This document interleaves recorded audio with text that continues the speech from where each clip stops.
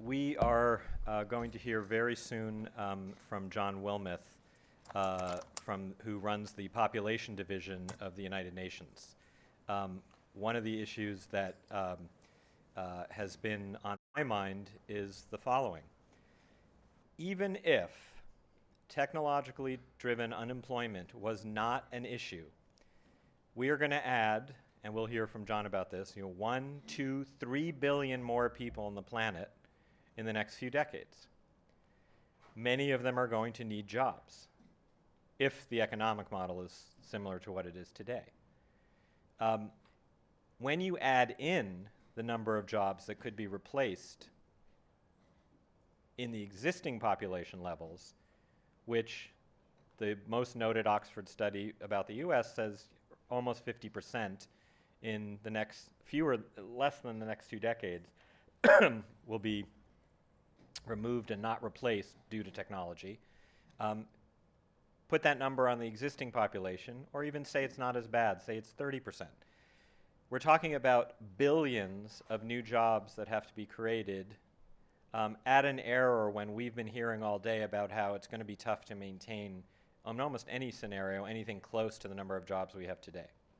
So to me, that's one of the reasons why I invited the head of the UN's Population Division, the man who knows what the demographic projections are and why they are what they are and what the world might look like in the next few decades, to come here and share with us his understanding so we can add that into to the context when you leave this event and you think about this issue, but also as you think about this issue when we do the brainstorming starting at 2:30. So I would like to welcome to the stage John Wilmoth. Thank you so much for joining us in a very busy week for the UN. Thanks. Thank you. It's very nice to be here. You're considering a really fascinating set of topics here today, and I hope I can contribute to the discussion. As I understand it, my charge is to give you a quick overview of global population trends. This is based on our recent publication, The World Population Prospects, the 2015 revision, which is a data set that we produce every 2 years, containing complete population estimates and projections for all countries and areas of the world. I have a clicker here. Is this, does that work? There we go. Brief history of this work is that we have at the UN produced 24 sets of population projections since 1951. The early projections for the world as a whole or for large regions only. But beginning in 1968, the UN began creating projections for individual countries in addition to the world and the major regions and subregions.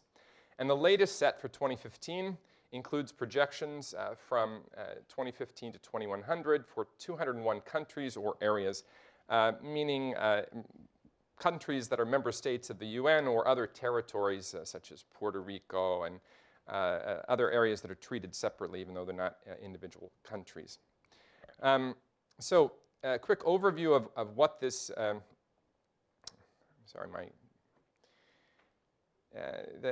this shows, that the first part of the graph shows the increase of the global population.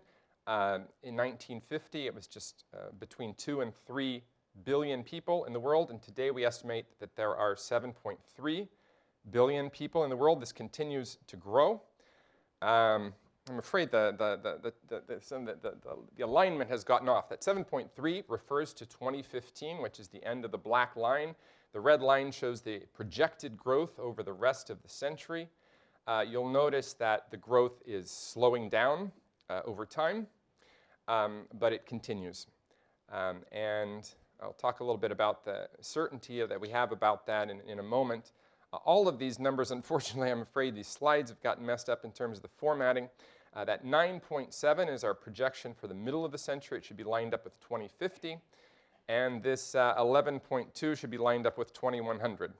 Well, such is life, I guess, with technology, which we're here to talk about. But going across computer platforms, I'm afraid, is the problem here. Also at the UN, some of our recent work, we've emphasized a probabilistic assessment of the uncertainty of these forecasts. There's a long history of the UN doing this kind of work, and many people ask, well, how accurate is it? And there have been studies where we've looked back at the past and kind of looked at the projections moving forward, and there's really a high degree of accuracy. I think you'd be quite impressed if I overlaid the different projections over time. You'd see how internally consistent they are and consistent with the evidence that eventually unfolds. And I often explain that population projections can be quite accurate over a time range of, say, 30 or 40 years because most of the people who will be living at that point are already alive today.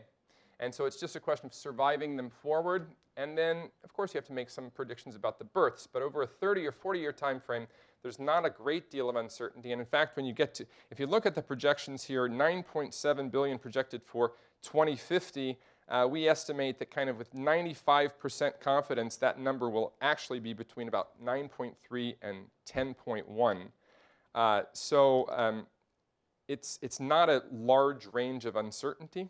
Less than 1 billion at that point.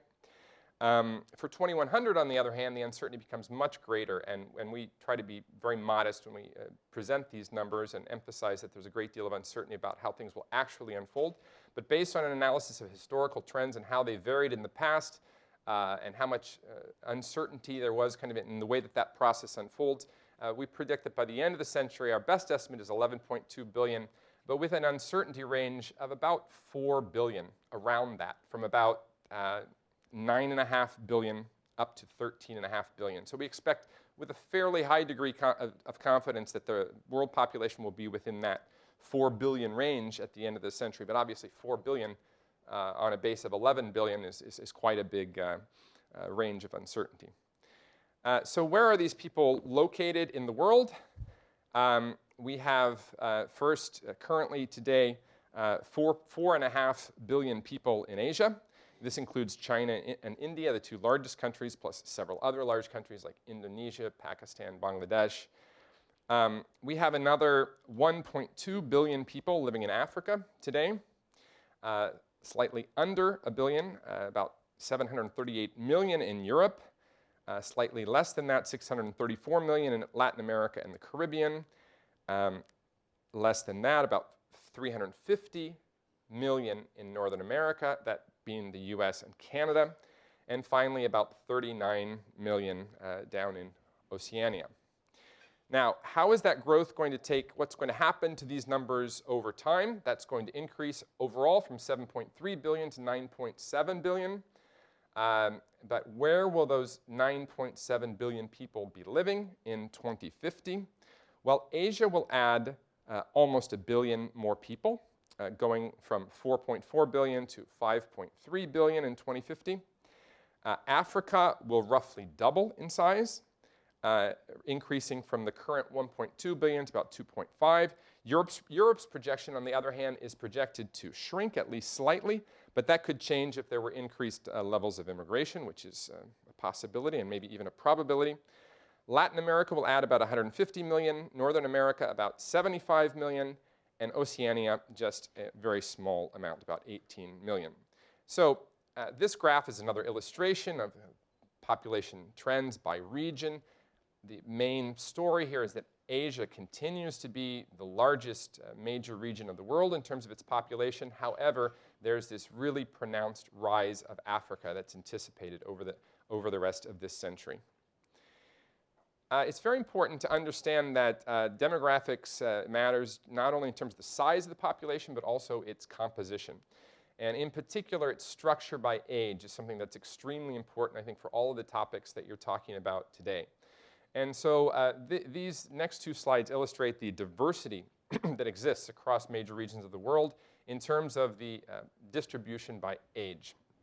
These are traditional population pyramids where you have males on the left and females on the right. No, it's the other way around, I believe. Excuse me.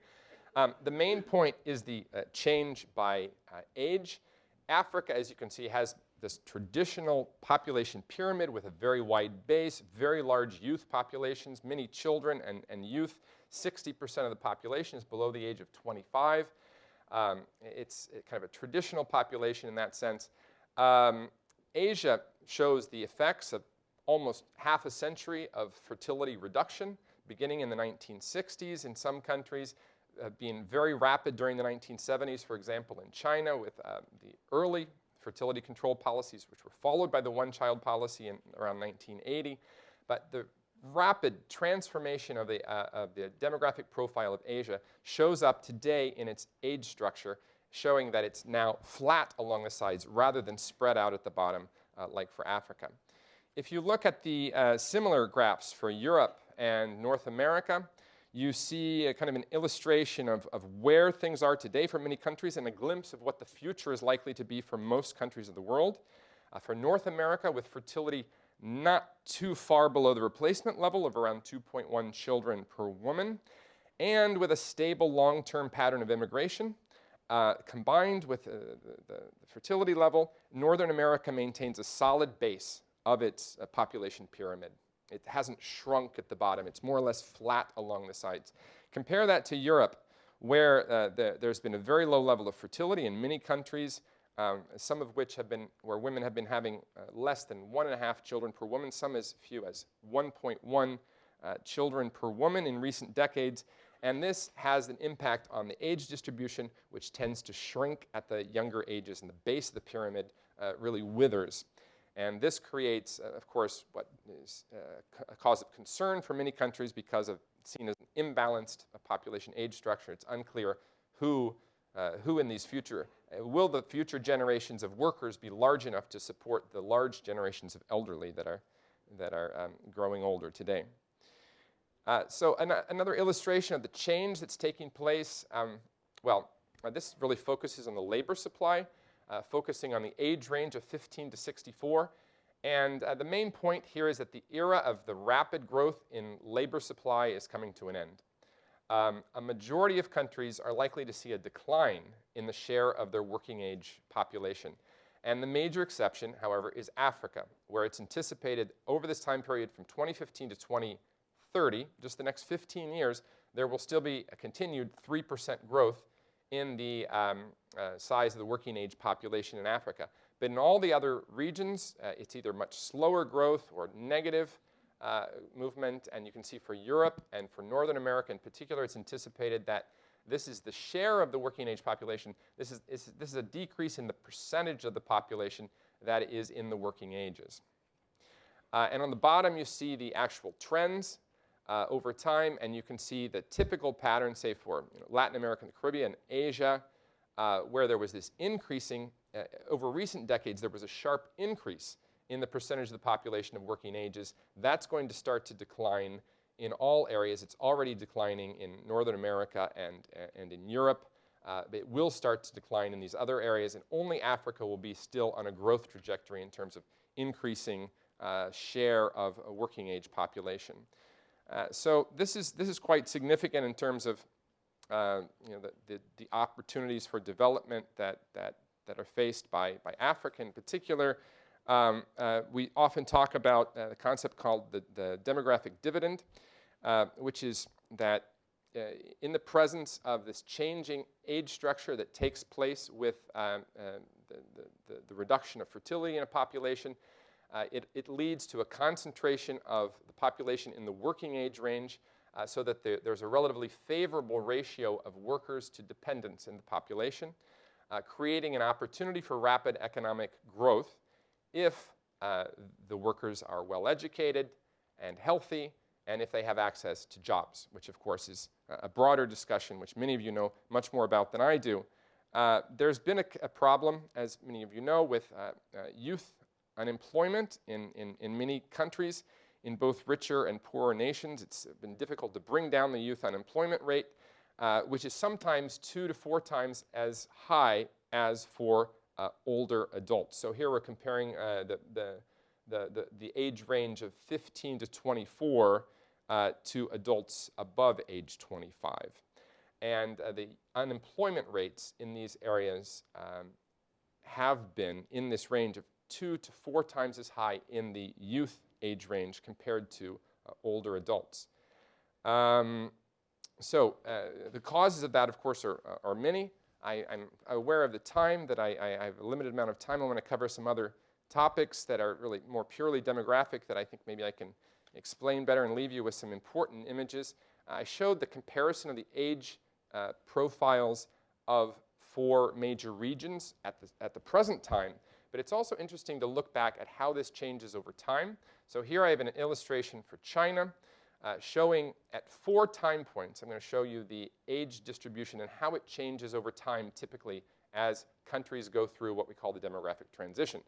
And the demographic transition, in a nutshell, is the transition from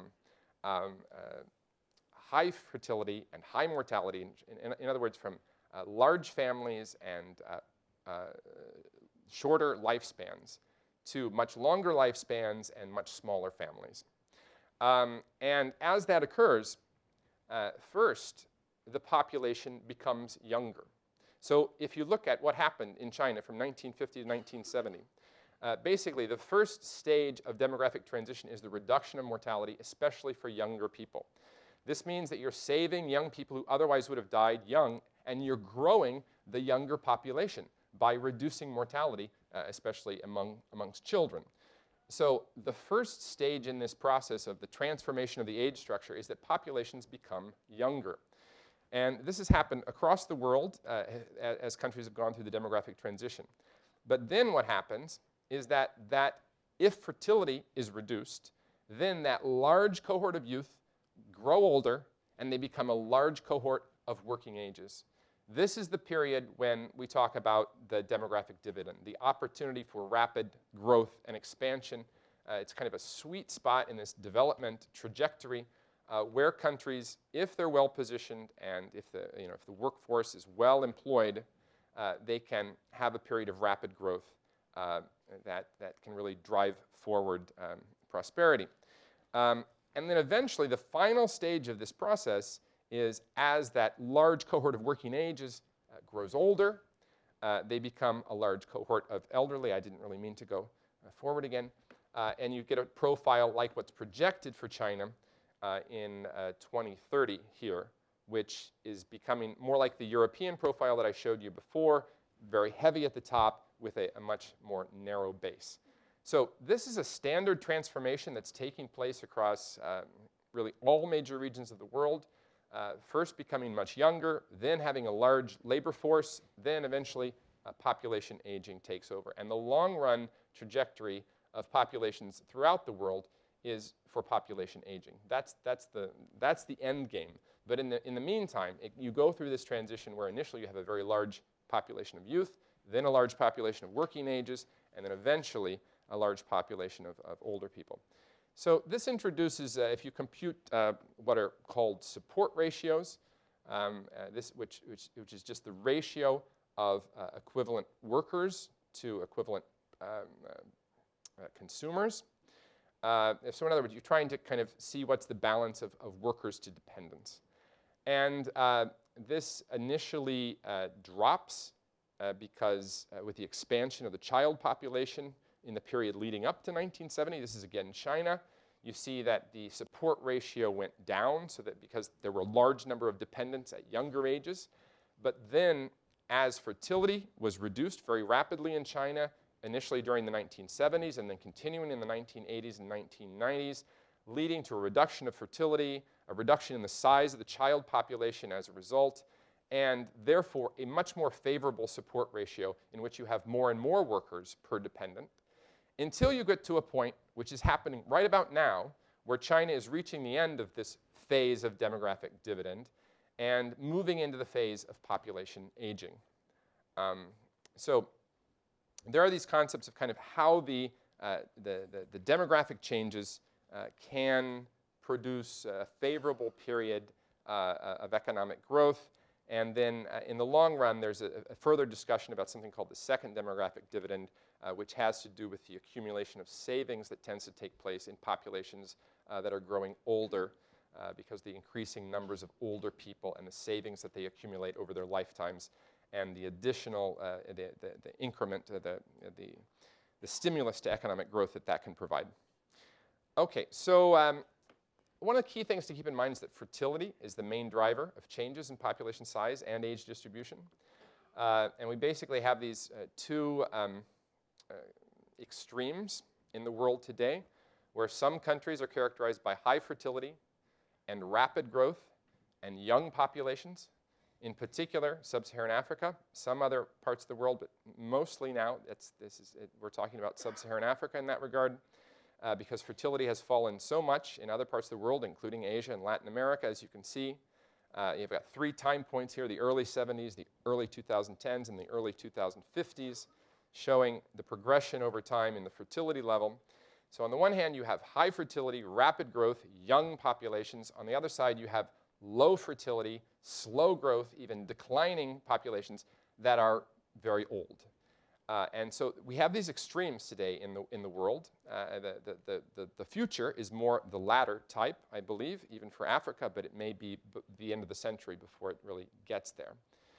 A final comment to make regards migration, because international migration is another important part of the population dynamics, increasingly important for some parts of the world. And what we see here is that the impact of net international migration, which is the balance of immigrants minus emigrants, it does have an impact on the population growth of these 3 regions. It has really a negligible impact on the growth of Africa. Populations are growing very rapidly, and the people who are on net leaving are really a trickle compared to the growth that's already taking place. So it's kind of a negligible effect. On the other hand, for Northern America and for Europe, the presence of migration kind of changes what would be, in the case of Europe, the natural increase in blue, which is what would happen just if the balance of births minus deaths, the population currently would be decreasing, and it would be decreasing at a higher rate in the future were it not for international migration. So when you add in international migration, it either reverses a negative growth rate in Europe currently, and in the future, it will at least moderate that negative growth rate so that it's less negative. And with higher levels of immigration, you could possibly turn it around. Immigration also tends to make a population younger because it tends to bring in workers and young families. And so here is an illustration. International migration is expected to add modestly to the working age population of some regions. For Europe and for North America, we're talking about, for Europe, by 2050, the working age population of Europe is expected to be 8% larger than in 2015, and in North America, 18% larger. I think that this is not written correctly here. It means 8% larger than it would have been in the absence of migration. So it's a fairly slight effect. It's not completely negligible. Migration can moderate to some degree the impact of population aging. It cannot reverse it in the long run. So very quickly, key messages: population is expected to continue growing in the coming decades, although with little overall change in Europe and robust growth in Africa. The era of rapid growth of the global labor supply is coming to an end, with working age populations in some areas declining, and only Africa expecting continued substantial growth. In many countries of the developing world, a sustained fertility decline leading to lower levels of child dependency presents an opportunity to benefit from a demographic dividend in future decades. And finally, in developed countries, international migration can partially mitigate the shrinking number or share of population in the working age range, but it cannot wholly compensate for or reverse the anticipated long-term changes in population size or support ratios. Thank you. I hope this was helpful in your discussions.